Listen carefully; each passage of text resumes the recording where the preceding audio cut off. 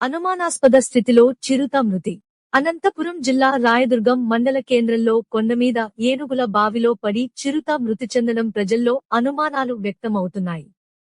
ఆరుబయటకు వెళ్లిన యువకులు చూసి అటవీ అధికారులకు సమాచారం ఇవ్వగా అధికారులు అక్కడికి చేరుకుని విచారణ నిమిత్తం దర్యాప్తు చేపట్టారు.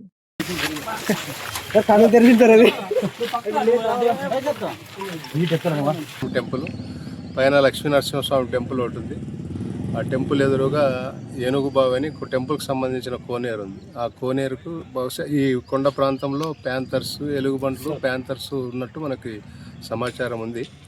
సో ఆ సమాచారం భాగంగా మనకు ప్యాంథర్ బహుశా వాటర్ కోసం వచ్చి కోనేరులో వాటర్ తాగి అక్కడ బురద ఉంది, అంటే నీళ్లు తగ్గిపోయినాయి, వాటర్ ఉంది కానీ ఆ కోనేరులో ఉన్న అంత బంక లాగా ఉంది. సో ఆ మట్టిలో ఇరుక్కొని అది బయటికి రాలేక చనిపోయినట్లు అనుకుంటున్నాము. బట్ పోస్ట్ మార్టం తర్వాత దాని చావుకి కారణం ఏంటని డాక్టర్ గారు, వెటర్నరీ డాక్టర్ ఇప్పుడు పోస్ట్ మార్టం చేస్తారు.